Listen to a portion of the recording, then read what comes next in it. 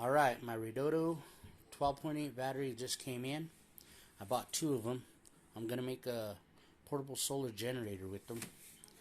So yeah, oh man. I mean, I love these. I love going camping, and I love solar generators. I mean, they're awesome. They're so good to use. Like this here's that EcoFlow Delta Mini. I mean, this thing's been great. It's awesome. But the price for them, you know what I mean? They're just so expensive. So I decided I'm going to make my own. So I bought these redodos, and for the price, you're not going to find anything on Amazon or anything that I've looked at, and I've done my research, that's going to compare to these guys. I mean, the price point. I think I paid, well, altogether I paid $645.47 for this. I mean, it has a built-in BMS. It's lithium iron phosphate.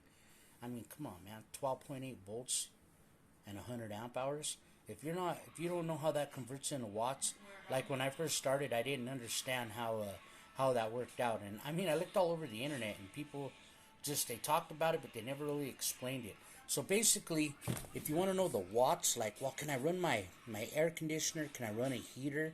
How does this convert into watts? You know, because you're like, well, I know my air conditioner, my portable air conditioner, like that one there.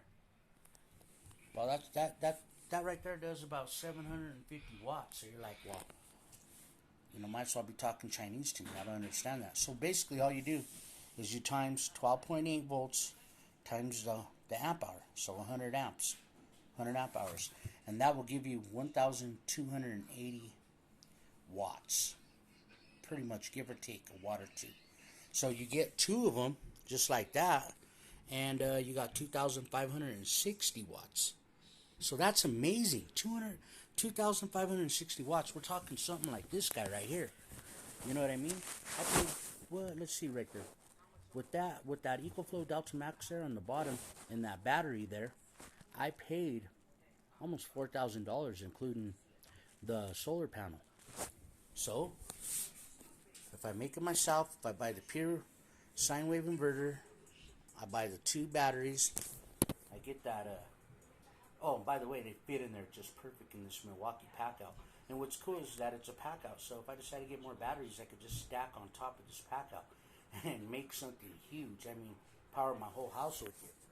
So I did hook up the redodo to these inverters here, and man, let me tell you, I was running my air conditioner and everything with these guys. So I'm going to parallel them as soon as I get them into my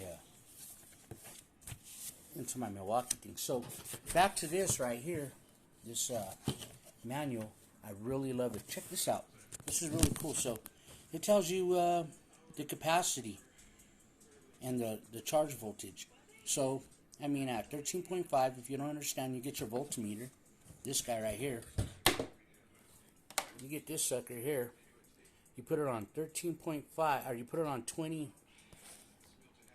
volts right there, and it'll say 13.5 as soon as you charge it, and then it'll just you put it on there, and it'll tell you exactly what your volts are.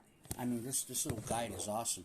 So I charged them last night. I just checked them a minute ago, and so after 12 hours, they're sitting at 13.5 and 13.4 volts. It keeps going back and forth on both of them. So I mean, yeah, for the price, the BMS, the only thing I don't recommend with these redodos is don't charge them if the weather is freezing. Like, I would say like below zero, because you will ruin them. The BMS does not look out for that. It just doesn't, it's not programmed to do that.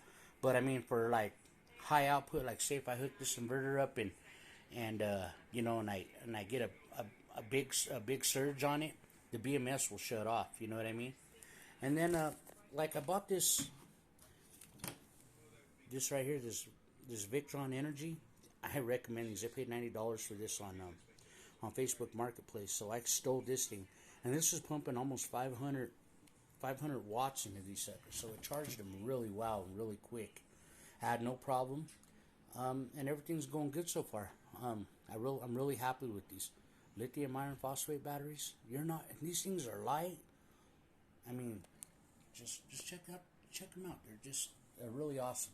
So I recommend these. And remember, if you're new to this and you're looking like well, how do I do the watts and everything? Just remember, you always times this to this, and then whatever it is your watts. So remember, 12.8 volts times 100 amp hours will give you 1,280 watts, and that's how you'll figure that out. All right, man. Well, that's my review on it so far, and then I'll be showing you more steps in it as I go along with my solar generator. Thank you, guys.